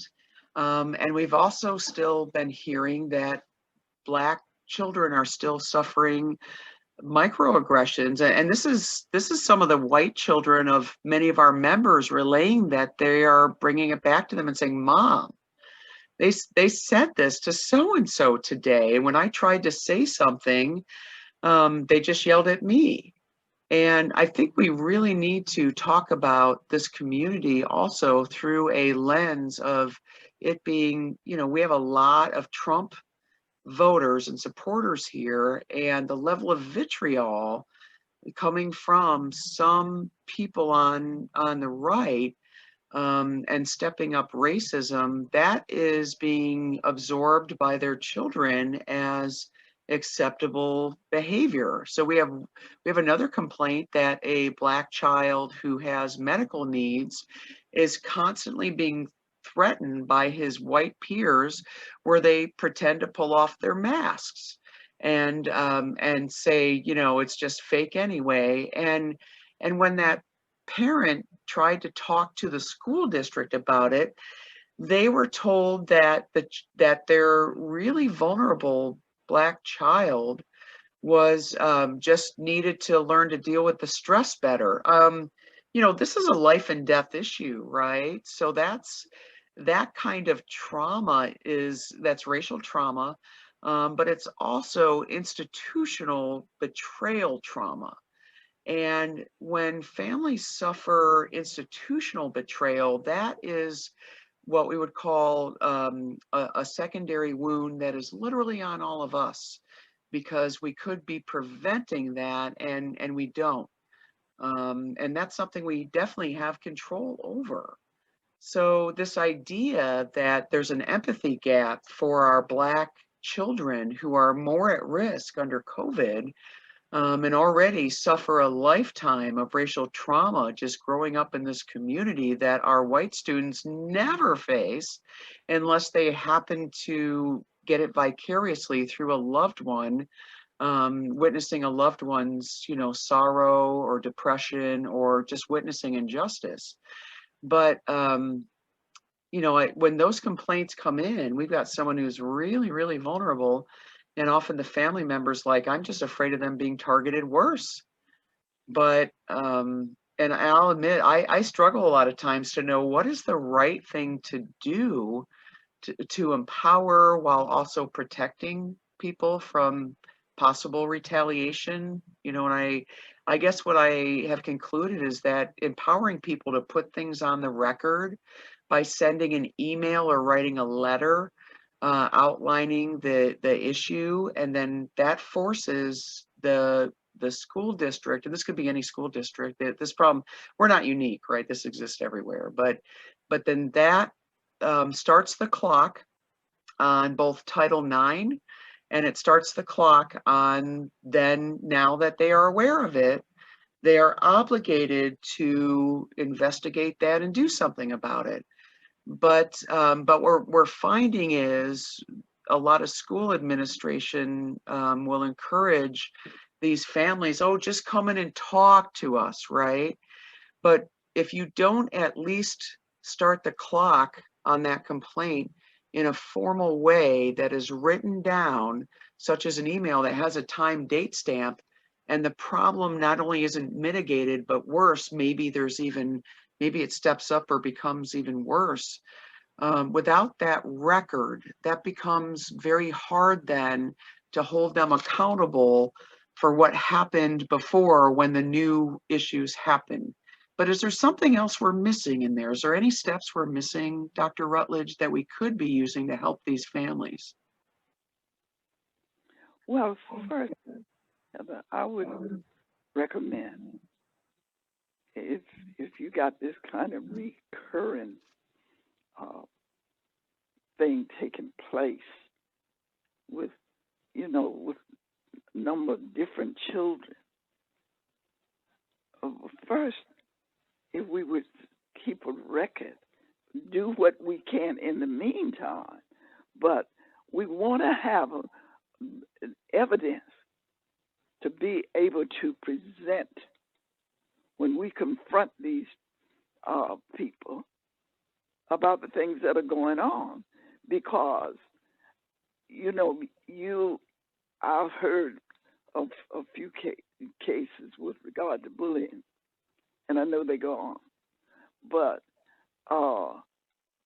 I haven't heard any of the black people I've been around with children indicate that these kind of things, are happening on a consistent and regular basis. And we need to know what they are and get the data together and then go to the school board about it. I wonder if a survey instrument might be helpful. Heather, that's where you gather data. You can, data with regard to social issues or interviews. You can do interviews and you can do surveys, but no, the surveys would not be. That wouldn't be the type of instrument you want to use from the beginning, because what you're doing, you're reporting cases. Cases have been reported, but we don't have. If you were to do a sampling and doing that sample, you would interview people who are a part of the sample, but we don't have enough people yet, maybe, that we could go and interview. We don't know if this is just something, one or two parents said. It's valuable to collect that kind of information, but that kind of information wouldn't necessarily be representative of the type of cases that you're talking about. Okay. So, sure, any information though you can gather, it means that to me, it is worthy of going to the schools, going to the superintendent and the teachers and principals involved. But first, hear from the parents. And we don't want to be dismissive of what parents say is going on. And it even takes privilege for a lot of parents to be able to get in and talk to administrators during the day, because a lot of them are working multiple jobs. Maybe they don't have access to a vehicle. Maybe they don't have time off. Yeah. You mean the parents? Yeah. Well, Heather, and I would agree with that, but let me tell you, parents I know are not concerned about not being able to take off some time to go and see about something that has affected their child. But because they may not, there are other things about,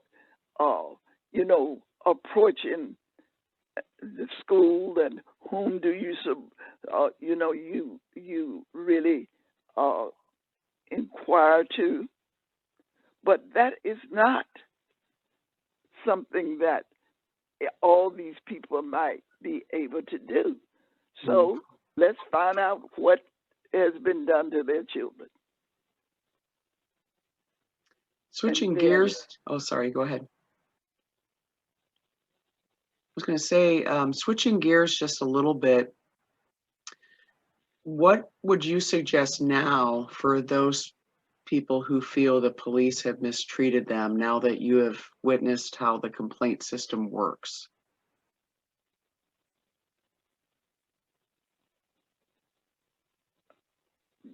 Didn't you say one thing? They've already signed an agreement of things that they are wanting to change, or they will change. So, but if they are being bothered by the same things over and over, it seemed to me it would be beneficial, whether they like it or not, but request a meeting with the chief and those persons in his department that have authority to do these things that have been done.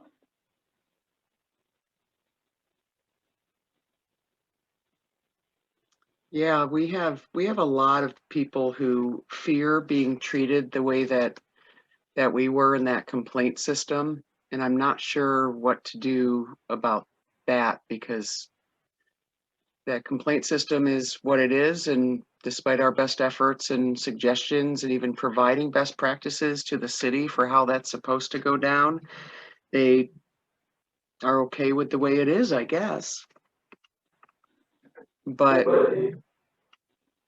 yeah, what do you think, Essie? But have there been any changes in terms of the complaint, or have you gotten any feedback to say that we will not be using this kind of format? Nope. The city completely ignored our complaint about how that complaint system, about how that our complaint went down.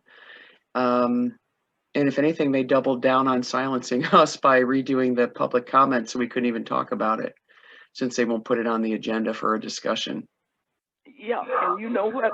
I think because you had a complaint system, and you've seen that what they've been doing has not alleviated the problem of their structural racist practice. Okay, so but you challenge them about it. Mm-hmm. So all you can do as citizens would be to request and demand that there are changes in this policy, in their policies, that will allow for people to be able to go to someone with the authority to make changes, make them.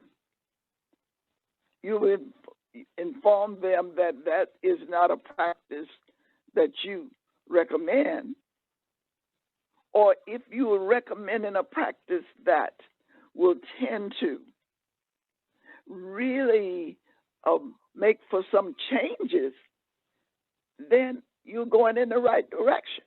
Mm. Are they still using the same kind of complaint process? Yep. That has not changed. But it might not change. But if you keep reporting these cases when they arise, at least it will be known that in the community that they have not changed. That's true. Sometimes just getting what it is onto the public record transparently gives the community a chance to look at itself in the mirror and ask if that's what they want. We're getting close to the end of our time. I wondered if anybody else had any questions for Dr. Rutledge, or comments, observations. Go ahead, Liz. Shoot, I can't hear you. Let me see if I can unmute you. Still can't. That's Liz. She's trying to speak, but I can't hear her. Can you hear her? No. There we go.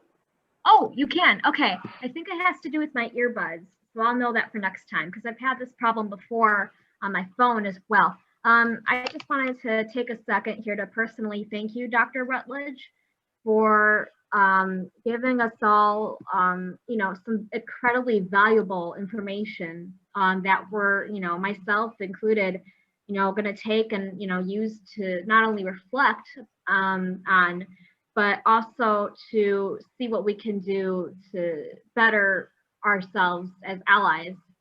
And again, I just want to say thank you so much for your time. You know, just giving us all a moment to, you know, learn from someone who's, you know, you've been here for, you know, a long time. So thank you for your insight. And I just really appreciate it. Thank you. So. Well, and I want to thank you. This was a kind of a last minute thing, but and I thought maybe by just letting you know, in spite of how hard you have worked, I know that many of the things that are still going on were going on when I came, and all I feel the most we can do is keep being insistent, and if you challenge them enough, we might get some little bit of change, and I think that will be some progress. And I appreciate, you know, being asked to talk to you, and at some other time, I would really appreciate sitting down with your committee and we having a chat about things that you know, might be seen even from different perspectives. We would love that, Dr. Rutledge. We'd love that. I do want to give you all credit for having worked to try to bring about some change in terms of this injustice.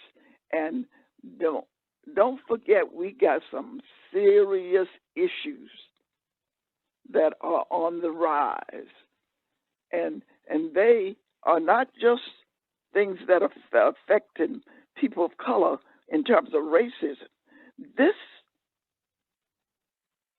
There is this serious problem that we're experiencing with this homeland terrorism. Mm-hmm. We got to, and it's dangerous, people. We completely agree. Yeah. And now you've got a point where white people are going against white people. You know, as long as it was just white people against black people, okay. But this thing is getting very serious. But I can appreciate the help that you're giving, because if we're going to solve the problem of racism, it has got to be led by white people, because the people who have the privilege, thus follow our authority, are the ones who can make changes. But unless we put pressure on them, they won't change. So thank all of you for that. Thanks, Dr. Rutledge. Well, we're at 8:59. I'd like to thank everybody for joining us tonight. And thank you so much, Dr. Rutledge, for giving us, I know that this was last minute, but we appreciate you. And I want you all can refer to me as Essie. I won't, when I'm working with well-meaning people, you don't have to be that formal. Oh, go ahead, Mike. Did you want to say something? Yes, Dr. Rutledge, Essie. I need to ask you, I want to thank you also, but I need to ask you one question before my next Law and Legal Committee meeting of the County Board. Is it true that they told you during a complaint process at the jail that they told you didn't have a right to speak? Did that happen? Wait, when was this? When you and I went there to meet with Deputy Burnham for the complaint process, he's asking if you were told you were not permitted to speak during that. It was my understanding when I went that I wasn't going to be able to speak. because maybe What's that? because I was kind of outside of the loop. It wasn't your complaint. You were just a witness to the complaint. I was just a witness to the complaint. Mm-hmm. Okay. Because I had suggested, I've suggested to Heather that I would not go to the meeting without somebody witnessing what would go on, because I know people in authority positions, and I'm sure you do too. When they come to you with some complaint or with something that has happened, they are going to have somebody there to witness what goes on. Mm-hmm.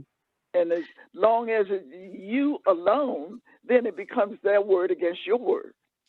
So it was Heather's complaint and you were her witness. And so you went into the meeting with the understanding that you weren't to be speaking, you were just to be witnessing. Right, exactly. But also, I had asked Dr. Rutledge because I had asked if we could have the city attorney there too, so that we could ask policies and procedures. And that's when he said, no, this is just for us to take your complaint. If you have any questions about policies and procedures, you'll have to speak to the chief. Do you remember out in the waiting area, Essie, where he had said that we couldn't do that? And I have that on the audio recording. I don't have what I'm saying. That might have been said in passing, but my understanding was I didn't take that as something that he was just saying after we got there, because you had told me that he said, I could be there. He wouldn't deny me my being there, but I was not to take part in any of the discussion that went on about the complaint. Why would a sociologist not be permitted to ask any question they wanted to ask during that? Well, it's not the sociologist is guided by the nature of their, investigation, their research. And as sociologists, we can't go in and do something that is in opposition to the respondents. We have to get their permission. Mm-hmm. So can I ask, did you feel treated well during that, or respectfully?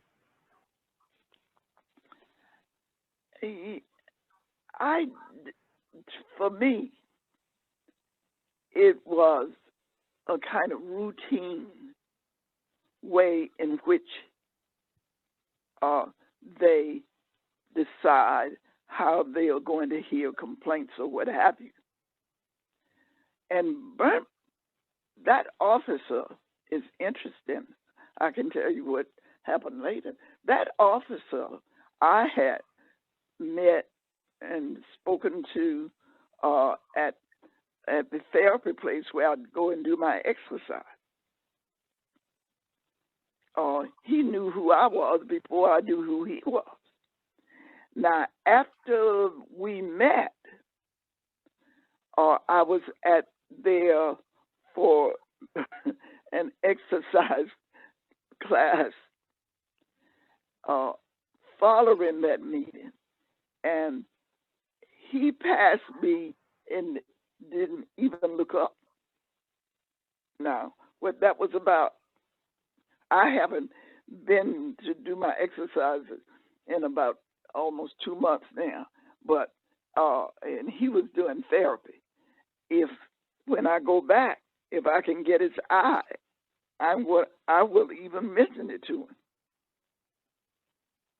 But no, I didn't see that I had a personal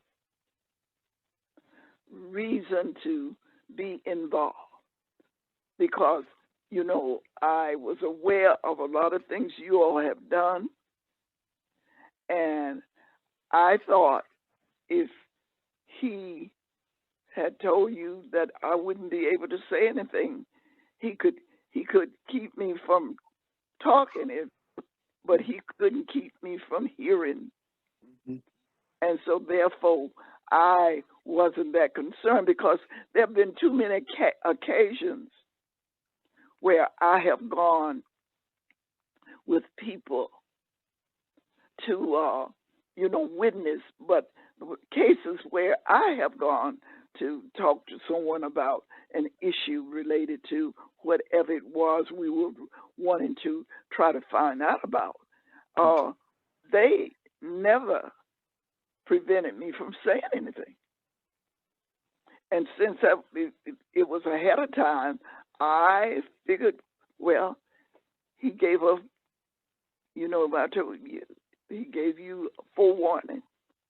Yeah. So And the reason why, with our Racial Justice Coalition, we do not take one-on-one meetings with people in power is because, we make mistakes too in hearing attentional issues, being distracted, whatever. But I wanted Dr. Rutledge there with her knowledge of, how structures of justice function, to be able to be there as both an ally, because I'm a trauma survivor and I'm a survivor of police harassment as well. And so that environment is inherently difficult for me. And I also wanted Essie's take on what is said. And I was repeatedly, asked for, what policy do you think this officer violated? Well, we have no way of knowing what the policies are, so how would I know? And then he said that we're not permitted to even ask what those are. So that really made it very hard to even try to, if you don't know and I had called the city attorney and asked for policies, and it turns out that those policies for policing apparently are a well-guarded secret, and you have to, I guess, FOIA them, or get some type of super special secret access that not even the people who work in our government are able to get access to so easily. So if we don't know what the policies are, we can't ask about them when we have problems with an officer, and we can't even bring in someone who is, literally an expert about the way that these structures function. And that person's told, and I was told, you can bring her, but she's not going to be permitted to do anything. I was like, well, at least she'll be able to tell me what her take on it is. But why would you presuppose a professional person who's coming there as a neutral observer to just say, don't you talk? They're not allowed to talk. I find that very odd, because the best practices manual says something quite different. It says that a trauma-informed approach should allow someone to bring a supportive person who can also help them communicate their concerns, because not everybody has the wherewithal, the ability to stand there or sit there in the face of being, being subjected to that kind of non-trauma informed, cold, smelly, cramped environment under COVID, which was, worrisome to begin with. When I asked for accommodation for COVID, I was told, no, it's either this or nothing. And because we felt that complaint was both legitimate and of concern, and because it caused our people, to really fear even calling the police for any problem they have, that caused a loss of trust in their department. And I thought their department might like to know, what the fallout of that was, whether or not it violated any of their policies. Maybe they should at least have been willing to have a discussion on how the impact of that behavior can actually create a larger divide between our people who felt mistreated and targeted, and the police who are sworn to serve and protect us. But we didn't even get that opportunity. So in that room, even though Dr.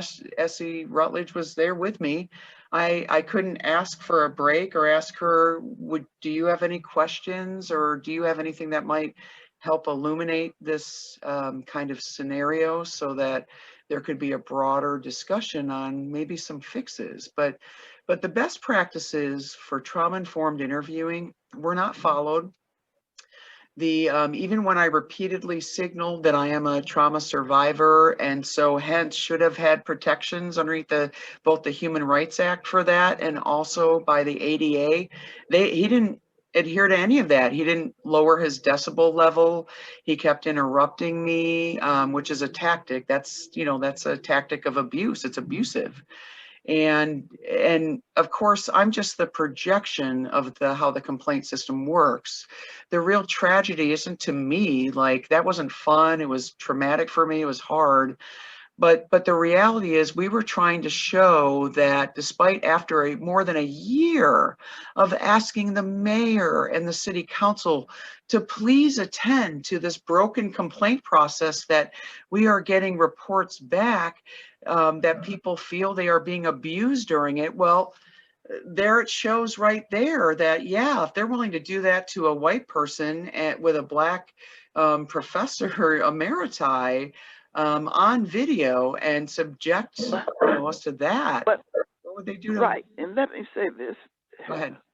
That I think, to me, because other than my having a chance to speak, or, if I would have had anything to ask, but because, first of all, I wasn't privy, not that you kept it from me, but I was so was busy. not a privy of what these complaints have, all these complaints have been.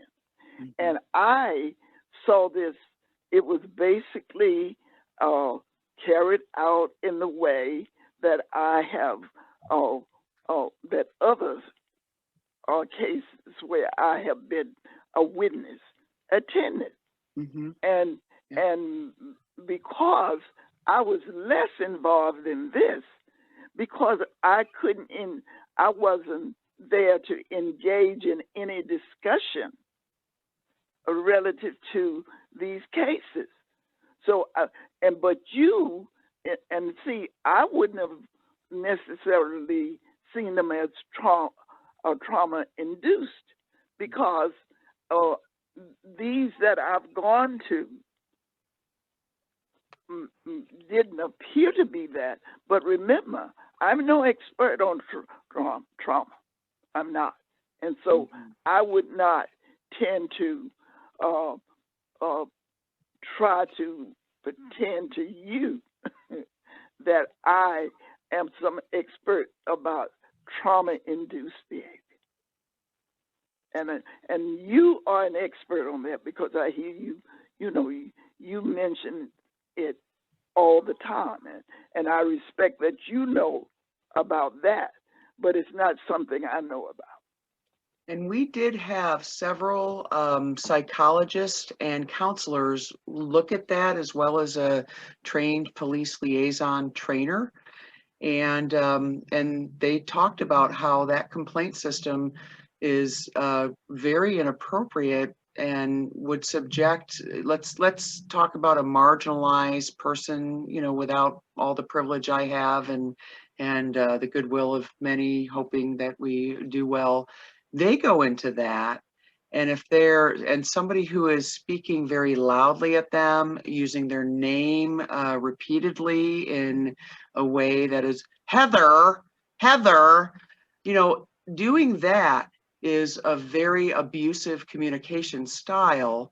It's useful for the police to cause people to want to, comply, but is that appropriate of a tactic to take when what they should be doing, according to best practices from the International Association of Police Chiefs, is to just take the complaint, make sure that you have heard, but to try to actually be kind and use an active non-confrontational listening style and not conduct it like these people are here and we're going to try to find out why they're wrong, you know, without those presuppositions that we don't even deserve to make a complaint. And you can hear him say, well, why didn't you just accept what Facebook's, because we're not paying Facebook to carry a gun in our community and have power of life and death over us. So this idea that we were even challenged with pushback about not even having the right to be upset or have a complaint or whatever, all of that are gaslighting tactics that have no place in any kind of Title IX investigation. I mean, if they had done that during a Title IX investigation, they could be in real trouble for that. So, but there is really nothing that requires a police complaint process to be any better than that. And unless your local government chooses to enact policies and procedures saying that it will be this and that these accommodations, reasonable accommodations, are okay, and that if somebody indicates this, then you are required to try to accommodate them that way. There's just, but because remember, we're not permitted to even see any of those policies and procedures. We don't know what that is. And I tried to ask several questions and it turned out he said, no, there's no policy or procedure. So meaning whoever does the complaint system gets to kind of decide what the rules are. And then they tell, and I was told the rules and I was like, well, that's going to be a problem for me. And I had asked that the city attorney be there, not for my protection, but after Sergeant Burnham was so, he was like he was in the video, but he was like that to me on the phone. And after he said, whoever you bring isn't going to be permitted to speak, and he wasn't adhering to my request for reasonable accommodation as a person with PTSD, that's when I called the city attorney and I said, listen, I'd like you to sit in. And not for me, but because I want to make sure that he adheres to the letter and the intent of the law as it stands and any policies so that the city doesn't get in trouble. I was looking out for the city. And then he was clearly, and you could, in the, not in the video on there, but the audio recording where I was playing in the room we were at before we went in there, he was clearly irked. And then he said, well, you don't need another person. You brought the lawyer along with you. Well, no, the city attorney works for the city. She wasn't there for me. She was there for the taxpayers and to also look out for the city's interest. And that is her job. So, and I had no problems with how the city attorney conducted herself. I think that she was very forthright and honest. She was, you know, sitting outside the room on the other side of the wall, listening in. And I haven't talked to her about what happened there because there were a lot of things that went on that appear to be violations of human rights. And I certainly hope that our city will, however they feel about me, this really isn't about me. This is about how would someone who felt mistreated by the police be treated trying to bring up their concerns about that?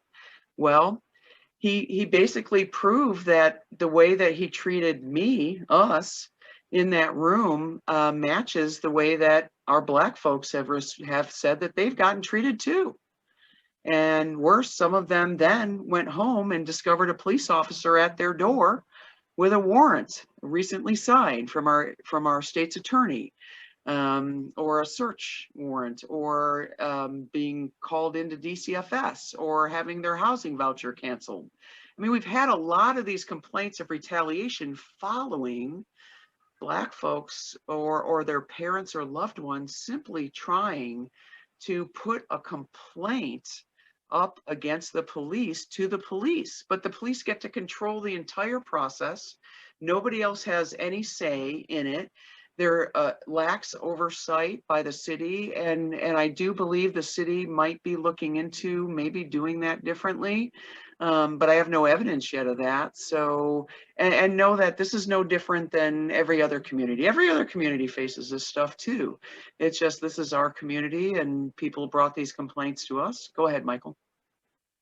I'm wondering if you've come across any other, because I know you work with state level organizations, have you come across any information about other counties or small towns and counties like ours in the downstate area that are doing a better job with accountability for their local town police force and their county sheriff?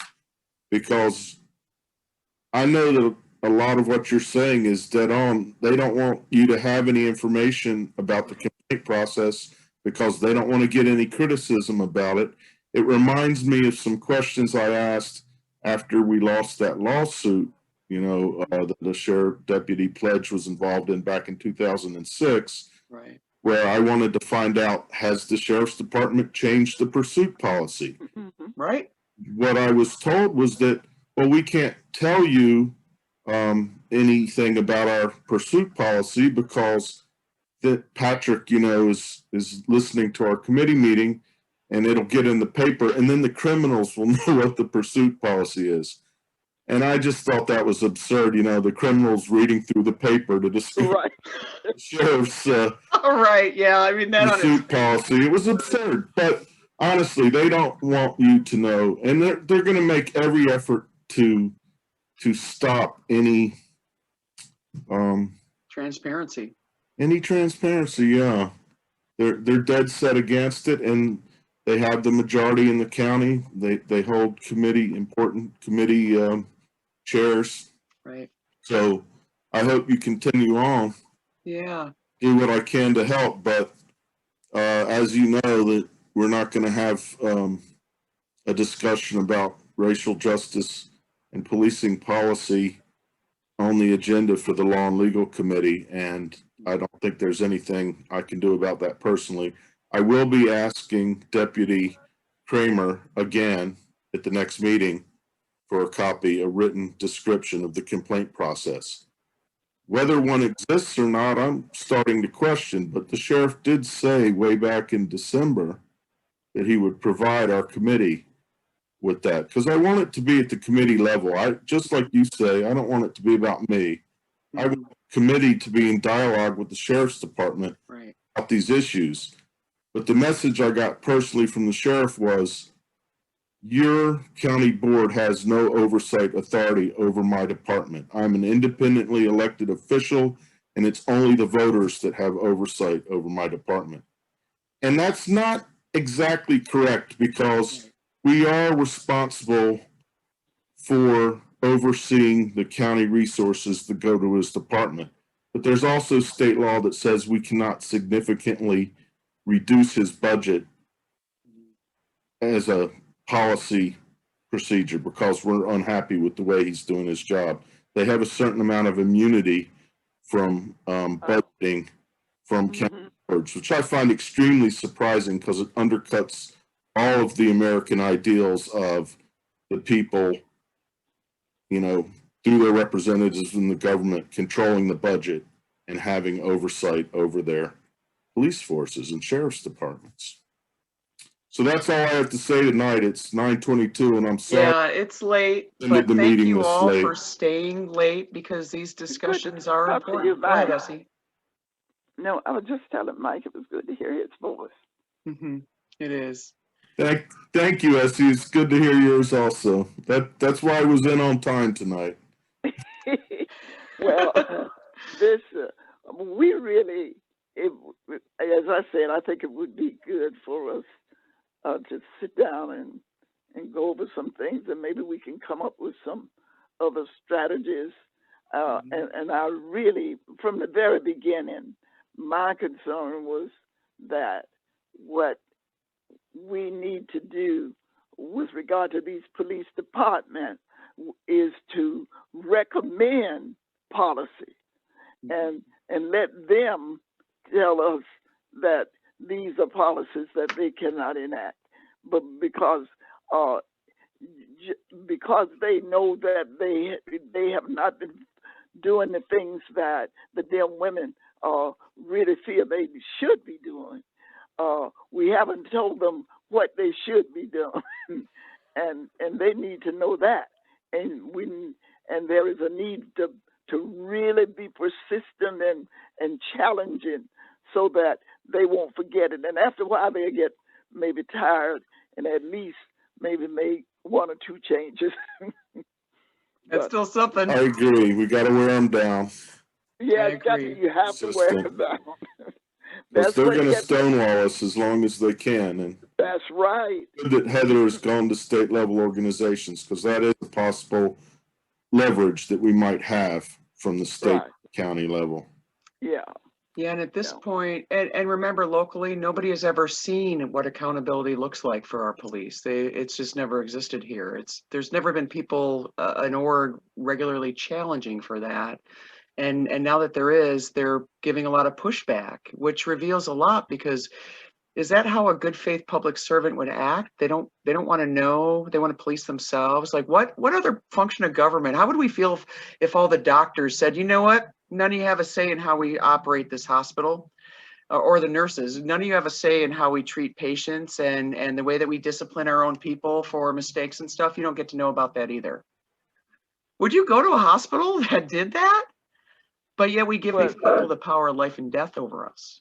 Well, but Heather, you know, that is the practice all over this country with policing. So yeah, we're not unique. And until, you know, there is more coming together and people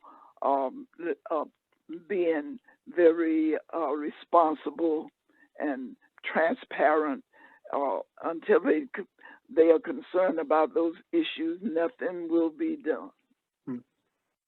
Nothing. Okay. All right, everybody. Have a good night. Have a good week. Yep. Thank you. Thanks so much. Good night, everyone. Good night. Bye. Bye-bye. I, Bye.